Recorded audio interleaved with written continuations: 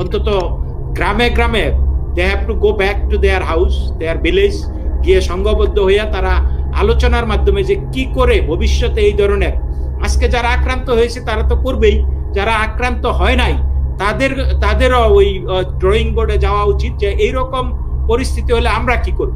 অন্তত প্রত্যেকটা গ্রামে 50-60টা 100টা যুবক আছে, তাই না?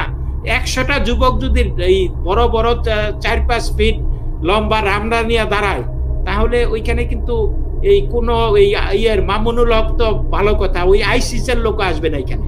সো ওই ইটা থাকতে হবে। এখন আমাদের প্রত্যেকটা অভিভাবকের দায়িত্ব, যে গ্রামের মাতবরদের দায়িত্ব, সবাইকে ডেকে নিয়ে বসে আমাদের একটা এই ব্যাটল প্ল্যান করতে হবে। দিস ইজ এ ব্যাটল, ওকে? এই ব্যাটলে আপনি দৌড়াইলে আপনি মার খাবেন, আপনার জীবন ধ্বংস হয়ে যাবে। আর যদি ব্যাটলে সম্মুখ যুদ্ধে দাঁড়ান তাহলে জয়লাভের সম্ভাবনা আছে। গন্ডগোল না করতে চাইলে বাঁচবেন কি করে? না, আমি যেটা বাঁচতে গেলে নিজের অস্তিত্ব, নিজের নিরাপত্তা রক্ষার দায়িত্ব নিজেকেই নিতে হবে। ওইখান থেকে হামলা আসলো শুনিয়েই আমি বাড়িঘর ফেলে দিয়ে চলে গেলাম তা না। এখান থেকে যদি ওই গ্রামবাসীতে, ওখানে তো প্রায় 88টা বাড়ি পুরাইতেন, ভাঙচুর হয়েছে। 88 পরিবারে অন্তত 88 জন মহিলা আছে। এই 88 জন মহিলার হাতে যদি একটা নিয়ে, মানে দা নিয়ে অথবা বটি নিয়ে 2-4 জনের হাত পা কেটে দিত, আপনি মারা দিত হয়তো, কিন্তু দেখতেন যে কেউ আর ওইখানে নিজের মানে জীবন বিপন্ন করে কেউ আসে। কিংবা প্রত্যেক বাড়ি ওখানে শিব পূজা হয়, একটা ত্রিশূল নিয়ে একজনের পেটের মধ্যে ঢুকিয়ে দিলে আপনার দেখতে একটা হলেই আর সব পালিয়ে যায়। আমাদের শাস্ত্রগত ভাবে যদি আপনার অবতারবাদের কাহিনীও ধরেন, আপনার লাস্ট 3বার বিষ্ণু অবতার হিসেবে গ্রহণ করেছেন। একবার হচ্ছে হিরণ্যকশিপুকে বধ করে, প্রহ্লাদ ধর্মকর্ম করতে চায়, হিরণ্যকশিপু ধর্মকর্ম করতে বাধা দেয়। ফলাফল কি হয়েছে? বিষ্ণু নরসিংহ রূপ ধারণ করে প্রহ্লাদকে বধ। দ্বিতীয়বার যদি রামচন্দ্রের কথা বলেন যে আমাদের ঘরের মেয়ে থাকে না, মেয়েগুলো ফুসলায় না আর জোর করে নিয়ে যাক, যেটাই নিচ্ছে। সেখানে ভগবান রামচন্দ্র বিষ্ণুর অবতার হিসেবে এসে আমাদেরকে শিক্ষা দিল, সে যদি রাবণ হয়, হাজার মাথা রাবণ, তাকেও বধ করে স্ত্রী জাতিকে ফেরত আনতে হবে। শিক্ষাটা কিন্তু এই। দ্বিতীয়বার যদি আমরা শ্রীকৃষ্ণের কথা বলি, শ্রীকৃষ্ণ একই বিষয়। রাষ্ট্র ক্ষমতা যদি যারা কেড়ে নেয়, সে গুরু যারা কেড়ে নেয়, তাদের বিরুদ্ধে যুদ্ধ ঘোষণা করে সেই রাষ্ট্র ক্ষমতা পুনরুদ্ধার। কিন্তু এর কোনো তত্ত্বই তো আমরা স্বীকার করি, গ্রহণ করি, আমরা নাম সংকীর্তন করি। কিন্তু বাস্তবতা হচ্ছে আমরা আমাদের যে শিক্ষা, ধর্মীয় শিক্ষা, তার থেকে আমরা হাজার মাইল। মন্দিরের দেয়ালের পেছনে চলছে মুসলিম হত্যার প্রস্তুতি।